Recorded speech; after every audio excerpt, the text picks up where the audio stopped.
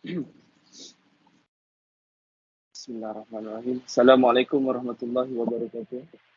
Nama saya Faiz Nasruddin bin Azan Nasrul Azam. Orang daripada kumpulan 1 nak membentangkan tentang keselamatan hamba-Nya. Ini bukti kasih sayang dan kebijaksanaan Allah terhadap hamba-hamba-Nya lah. So, ahli kumpulan saya terdiri daripada Muhammad Aiman Syazwan, Harif Faisal, Muhammad Amirullah, Muhammad Imran, Nur Hisham dan juga saya lah, Faiz Nasruddin bin Azan Nasrul Azam.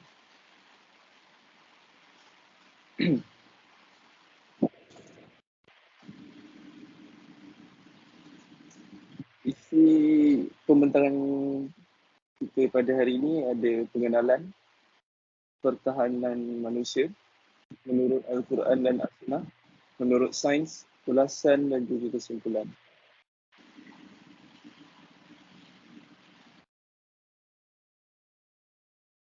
Pengenalan bagi bukti kasih sayang dan kebijaksanaan Allah terhadap manusia.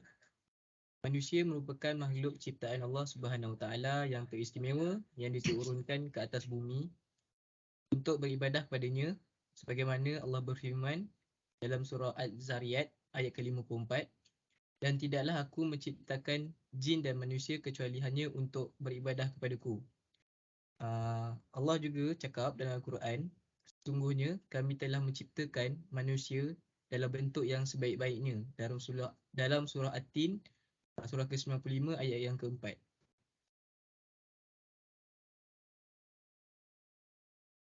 Seterusnya, bukti keagungan dan kebijaksanaan Allah dalam pertahanan manusia, iaitu melalui kejadian alam. Daripada surah Al-Jasiyah ayat 13. Dan dia memudahkan untuk kamu segala yang ada di langit dan di bumi sebagai pemberiannya daripadanya. Sesungguhnya semuanya itu mengandungi tanda-tanda bagi kaum yang memikirkan dengan teliti. Sebagai contoh, manusia menjadikan pokok sebagai tombak untuk dijadikan alat peperangan. Tanah, manusia akan memprosesnya menjadi batu agar mampu untuk membina bangunan-bangunan. Dan logam, manusia akan proses menjadi peluru bagi memerangi musuh menggunakan senjata.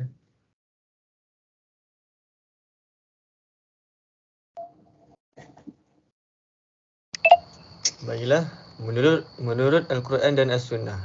Al-Quran berdasarkan surah Al-Hajj ayat 39 yang bermaksud diizinkan berperang bagi orang-orang Islam yang diperangi kerana sesungguhnya mereka telah dianiaya dan sesungguhnya Allah amat berkuasa untuk menolong mereka mencapai kemenangan. Ini menunjukkan Allah mengizinkan seseorang hamba untuk mempertahankan dirinya sendiri, bahkan Allah membantunya dalam membantras penganiayaan yang diterimanya. Seterusnya, menurut As-Sunnah, berdasarkan Abu Hurairah radhiyallahu anhu, Nabi Muhammad telah bersabda, barang siapa yang membantu seorang Muslim dalam suatu kesusahan di dunia, maka Allah akan menolongnya dalam kesusahan pada hari kiamat. Dan barang siapa yang meringankan beban seorang Muslim yang sedang kesulitan, maka Allah akan meringankan bebannya di dunia dan di akhirat. Ini menyimpulkan bahawa lahirnya sifat mengambil berat, prihatin terhadap sesama manusia akan lagi meringankan ataupun membantu manusia lain dalam menyelesaikan sesebuah masalah. Seterusnya. Menurut sains, antaranya ialah antibodi. Dalam badan manusia mempunyai pelbagai jenis antibodi yang ditugaskan untuk mempertahankan organ dalam badan. Selain antibodi juga, Allah juga menciptakan bulu pada badan yang berfungsi sebagai mengambil haba apabila badan dalam keadaan sejuk.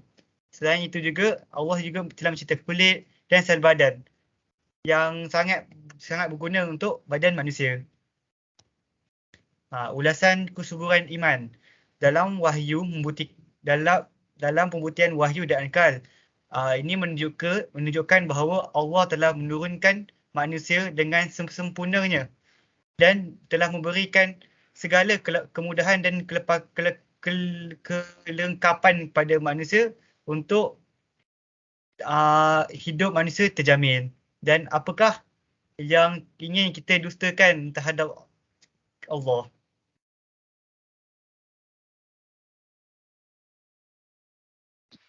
Baik, kesimpulan bagi tajuk kita pada hari ini, bersyukur.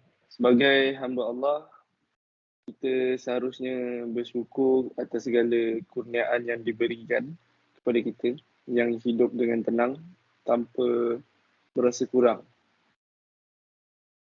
Menghargai sebagai ahli masyarakat, kita perlulah menghargai alam semula jadi agar manfaatnya dapat dirasai dan dinikmati bagi generasi akan datang.